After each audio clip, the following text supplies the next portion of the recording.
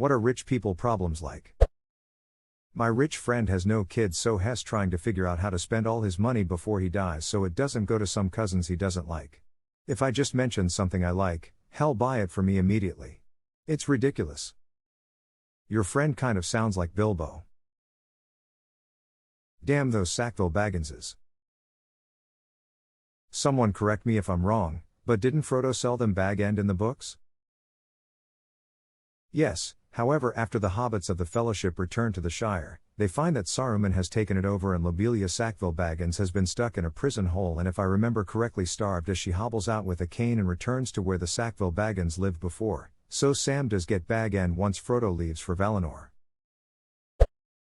Figuring out how to give your kids everything they want without turning them into spoiled brats who are messed up for life.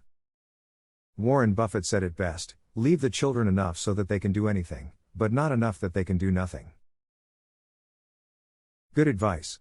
Warren Buffett also had a slot machine in his house that his kids would spend their allowance in. He'd end up getting a lot of it back and teaching a valuable financial lesson at a young age.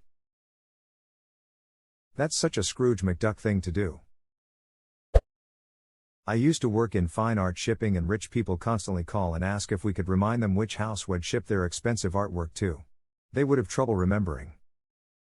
The owner of the company I once worked for often had people from the company do any techie work he needed done to his house. I was putting in some Wi-Fi access points for him when his secretary called and asked me if I would mind driving the Maybach to the office and then take the Porsche he had driven to work back to his house. He was having some back issues and didn't want to get in the Porsche. I say sure, no problem, talk to the butler, get the keys, hop in the pristine white Maybach and drive the couple miles to the office. When I pulled up he was already outside and when I handed him the keys he said, thought I had the silver one at home, must have left it in other city. Did you enjoy the experience? Honestly, not really. They are beautiful cars but I was so hyper-focused on getting to my destination without incident I couldn't really enjoy it. I was pretty stoked until the garage door opened and the nerves hit.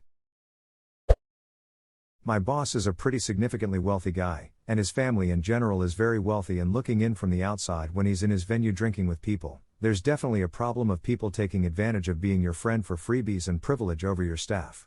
Cannot imagine going through life with that many fake people trying to get something. I have this problem but from the opposite role. My friend is I would not say rich much better off than me. We like a lot of the same shit so he's always asking me to go places with him. He'll ask me to go to music festivals with him and I'll just say nah I can't afford the tickets and he'll instantly respond with dude I got you man and then I feel bad accepting because I feel like I'm taking advantage of him. Sometimes I wish he'd just take the hint lol. He's like my best friend and I'm the godfather of his son but it's tough not feeling that way.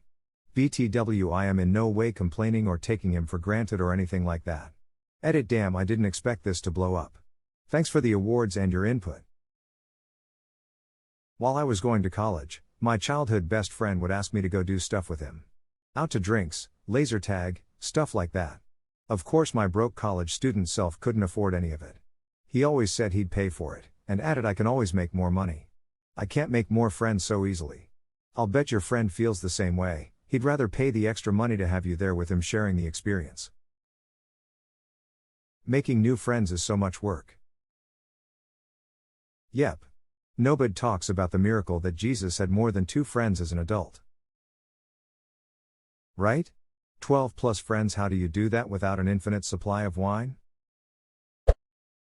This is from a conversation I had with a guy I met on vacation. He had grown up fabulously rich. But he never really saw his parents that much, especially when he was a kid as they were both high-achieving workaholics. Instead he had a maid. That had been there for as long as he could remember, put him to bed at night, breakfast in the morning etc. So in his mind, he had 2 moms. The one that he met for dinner a few days a week, that demanded he brushed his hair and put on presentable clothes. And his real mom, the one that was always there, actually taking care of him. When he was 5 years old the maid quit. She had gotten a better job somewhere else, and was looking forward to spending more time with her actual kids. And everybody was happy for her. Everybody smiled, and told him to be happy she was moving on to something better. As she hugged him goodbye and happily walked out forever. He lost his real mom, and he wasn't even allowed to feel bad about it. I met this guy when he was 27, and he was still struggling with it. All your poor relatives move close to you and start asking you for things and money. I have a very wealthy friend, and seeing this firsthand blew my mind. I thought the moochers would be subtle or ask for small things or maybe just hang around in hopes of getting some scraps, jackal style. No. Everyone from siblings down to the ex-boyfriend of a second cousin will just straight up demand that he buy them a vacation home or pay for their $80,000 around the world cruise, both real examples, and when he inevitably says no, they go scorched earth policy on social media and talk about how selfish he is and how he disowns his own family for money, and then a month later they are back begging on the doorstep. It's exhausting, and I'm just watching from the outside. This is probably why people like Aaron Rodgers do not speak to their families anymore. Pablo Escobar's problem with rats eating his stacks of money faster than he could deposit them would be a good poster child for this. Also, water damage from all the money he buried improperly. Lifestyle creep: the more money they earn, the more they spend, and it never feels like they're truly rich. On a similar note, if you have a stressful and demanding job that pays a lot, it's exceedingly hard to walk away for mental health. I have friends who quit their jobs every 6 to 9 months because they don't like the hours or their boss. But I have other friends that grind 75-hour weeks because they can't let go of $300,000 per year. How do the 75-hour guys actually fit a life in between that kind of work?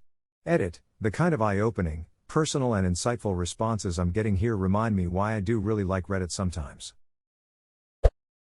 Proper allocation of investments, assets, and tax planning are actually things you need to think about a lot or hire someone else to think about, which in itself is something to think about.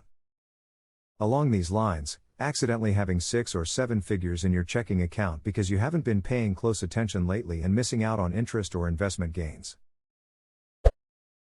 The other day, a client of my dad's wrote a $3,000 check for my medical bills. I've been sick for a while and it came up in some casual conversation. The client recommended a place for medical testing. We went, got a consultation, but the price was too high to justify without insurance coverage. The client calls the place, sees we haven't done the tests yet, and he writes my dad a check for the full amount. $3,000 doesn't sound like a lot compared to some of these stories, but this may change the course of my life. His justification: I have more money than I can ever spend. Edit: one of you mentioned a golf buddies situation. Of everything mentioned, that sums it up the best. The client owns a medical foundation, so I'm not surprised he had enough sway to get the info. I have a rich friend who just offered to cover all of my bills to get treatment for my chronic illness. It's nothing to him, but it will literally save my life. It's insane. Glad you didn't turn to meth cooking. Feeling like you can't talk about certain things with people who don't make as much. I'm not rich, but I make more than some friends. There have been times when I'll tell them about something and I get a sarcastic "must be nice" reception. Mr. I wear 2 socks a day over here. Matching socks, at that. What a snob. Wi-Fi doesn't reach across the entire house. I'm poor, live in a tiny apartment, can be 5 feet away from my router, and still have this problem. Wi-Fi interference sucks. Yeah, because in an apartment building you have Wi-Fi routers everywhere interfering with each other. Trust: is anyone doing things because they actually care for you or because of your money? It is a real problem for rich guys I know looking for marriage. Sex is one thing, actually have someone love you is another. A good friend of mine has a terribly rich father. And he told that his dad never had friends like my parents do, who come by from time to time and bring a small present like something from their shop or from the market and drink coffee together or a beer in the evening. That changed my perspective a bit of rich people when I was younger. They miss out on small acts of kindness, because people think it wouldn't affect them.